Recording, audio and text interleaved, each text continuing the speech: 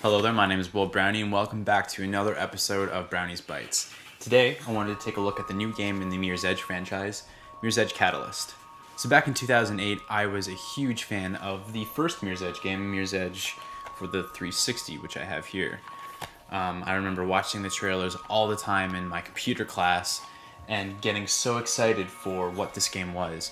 The visuals blew me away as a kid, and the idea of a first-person free-running game was really interesting to me.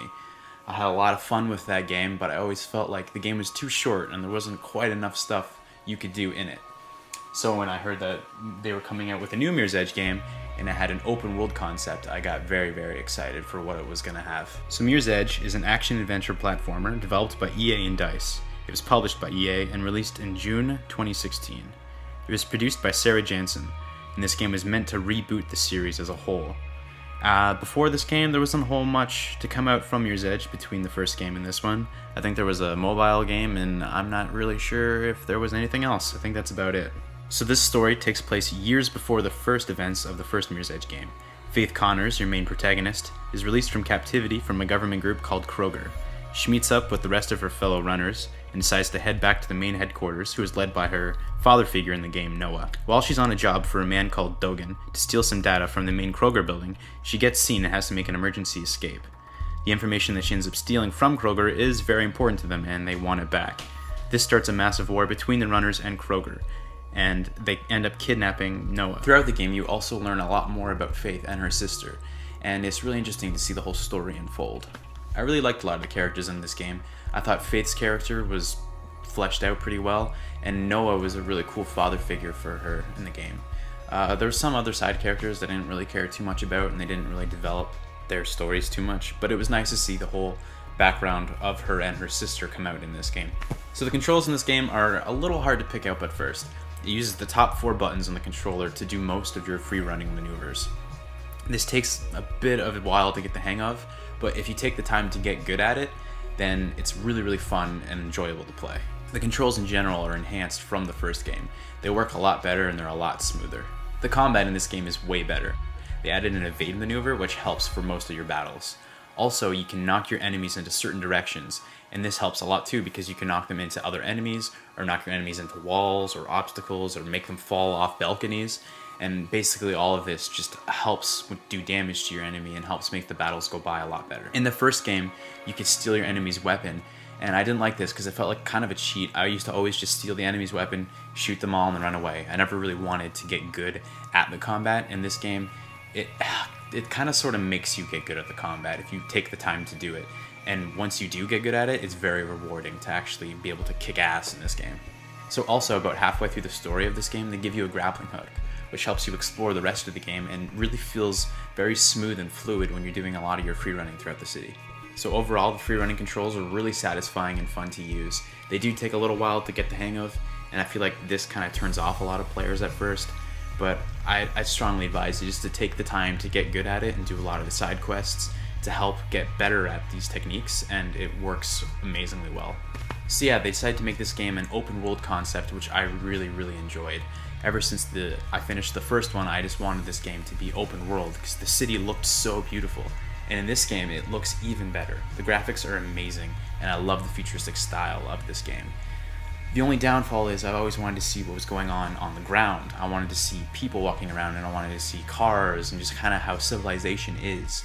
But in this game, most of it takes place on the rooftops, which is okay, but I would have liked to have seen more from the city. There are some areas where you're on the ground, but most of it is going to be up on the rooftops. There's multiple different routes that you can take to get to your desired location.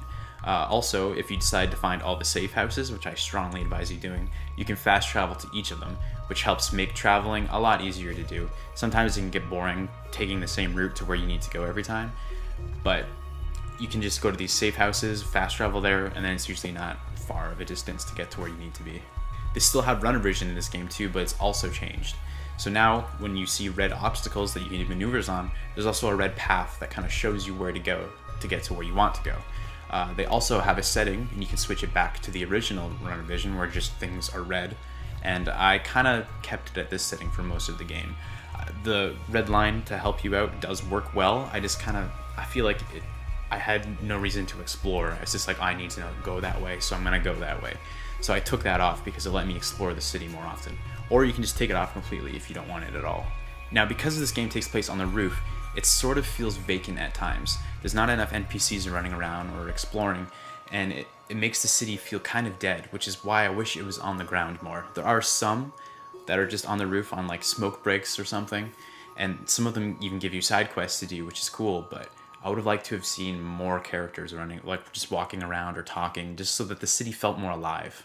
Now, some of these NPCs can give you side quests, which is pretty cool.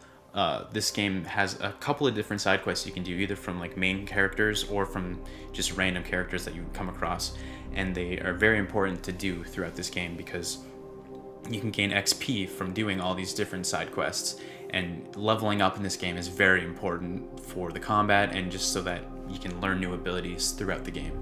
The level up system in this game is a tree-like system. It has certain abilities at the top that you can use, and those branch out into more and more different things.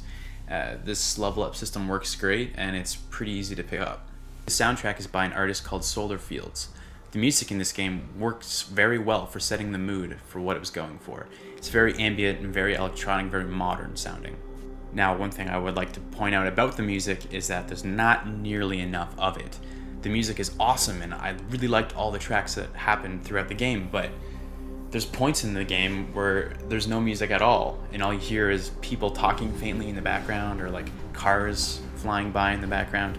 I would have loved that the whole game had music throughout it. As you're running, it's intense music, or as you're just like looking out at huge landscapes, it's nice calming music, but it only happens in certain areas, and I would have just liked more of it.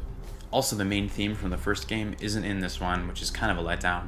I liked the main theme from the first one a lot and was kind of expecting it to be there.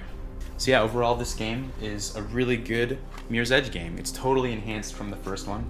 Everything from the first game gets rebooted in this one. I feel like the combat's better, the story is better, the characters are better, the visuals are better, everything about it just works better.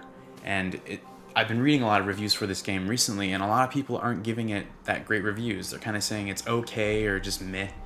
But to me personally, if you loved the first Mirror's Edge game, you'll absolutely love this one. There's no reason why you shouldn't. Everything just feels better and seems to work smoother. And it's kind of a shame because I feel like people just get confused with the controls and then just set it down. They don't take the time to actually get good at it, and that sucks because there's something really good in here, and if you take the time to get good at it, you're gonna have a blast with it. I would just really hate to see the series stop here, which I think it might actually happen that way, because this game isn't doing so great right now, and I really wanted to advise other fans of the Mirror's Edge franchise that this game is great. There's totally no reason why you shouldn't pick it up.